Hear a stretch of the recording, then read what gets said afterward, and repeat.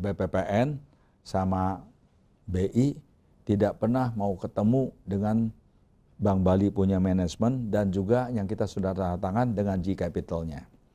Nah, karena tidak mau ketemu-ketemu dan saya bilang ini ada yang nggak benar ini. Di situ langsung kita tahu itu nggak ada yang benar.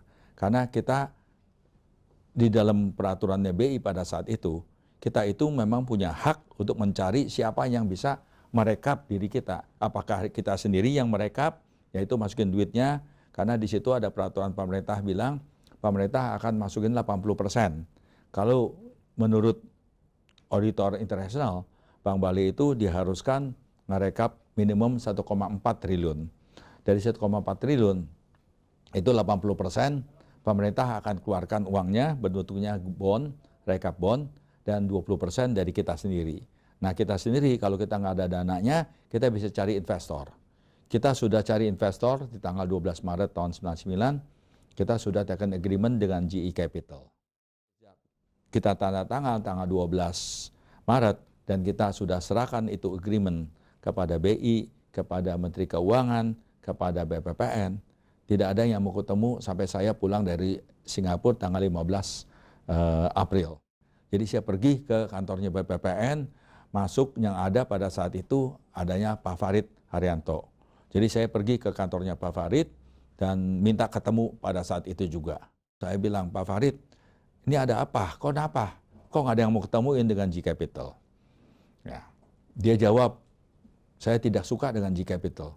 Kok bilang pakai nggak suka? Ini kan dalam peraturan nggak ada ngomong BPPN pakai suka nggak suka. Dan juga kalau Anda nggak suka, ada juga bank lain, yaitu Bank ABN AMRO. Nah, benar dia bilangin. Ya ada.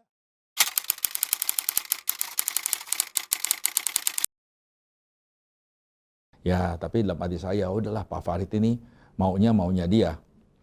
Ya udah, bentar aja, besok-besokannya kita coba cari tahu kepada Pak Farid. Ya tetap memaksa, harus dengan standar Chartered Bank.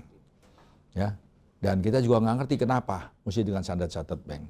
Padahal sejak bulan Oktober, kita ini Bank Bali sudah pakai prosesnya JP Morgan, kita ini ada 25 bank kita undang, dengan 20 bank waktu itu ada standar Chartered yang ngikut, dan standar Chartered akhirnya keluar, tidak ngikutin lagi. Jadi artinya interestnya standar Chartered itu sudah selesai, sudah nggak ada pengen lagi.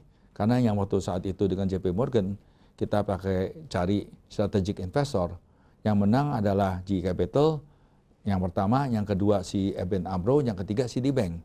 3 shortlisted itu, tidak ada Standard Chartered Bank.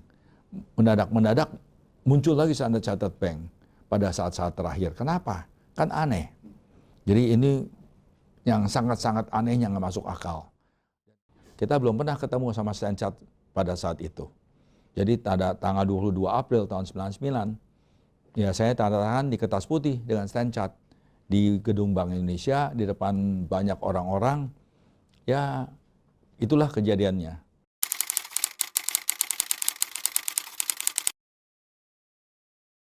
Pada saat itu yang saya aneh adalah kok saya nggak berteriak sih? Mestinya sesudah saya tanda tangan, saya tinggal ngambil mic, tinggal bicara sama wartawan-wartawan yang ada di sana. Rekan-rekan wartawan, tahu nggak yang saya barusan teken tuh di kertas putih? Nggak ada perjanjian.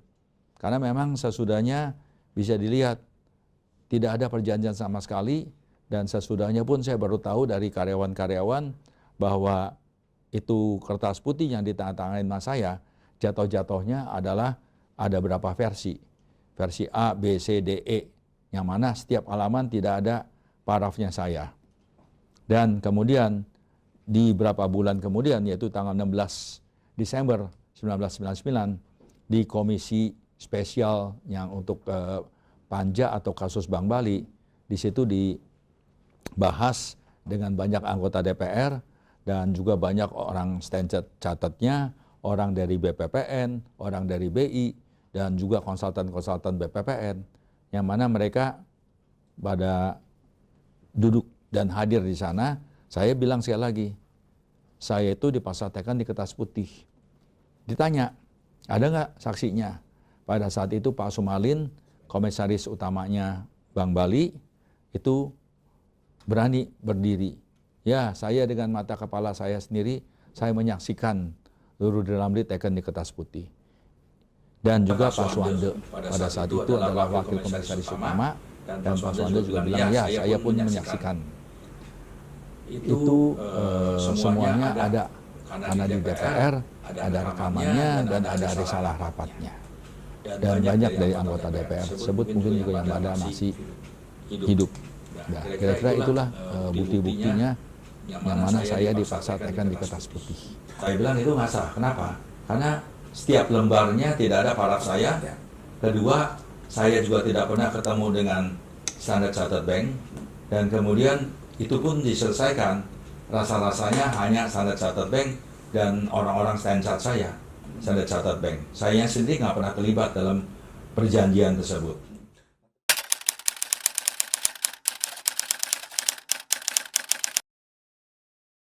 Kita sehat-sehat, likuiditasnya banyak, dan kita nggak pernah pakai BLBI, ya. Jadi pengertian kita ini sehat, ya kita sehat. Tapi yang kita kurang akhirnya, karena ini memang sengaja dikerjain, yaitu kita sengaja didorong-dorong untuk memberikan money market lending, ya, dengan iming-iming, ini dijamin pemerintah, ini dijamin pemerintah. Kita banyak memberikan pinjaman-pinjaman yang memberikan, tapi yang macet adalah tiga bank tersebut. Bank BNI, Bank Umum Nasional, Bank Nasional, dan Bank Tiara.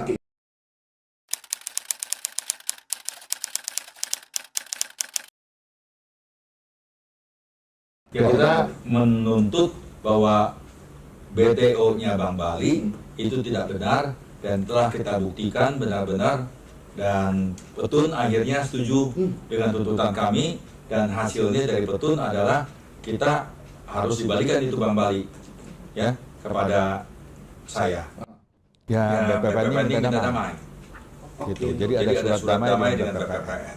Bilang mereka akan merekap Bank Bali, dan kemudian nanti sesudah direkap Bank Balinya, Pak Cacu bilang dia akan ikut sertakan saya dalam hal penjualan Bank Balinya.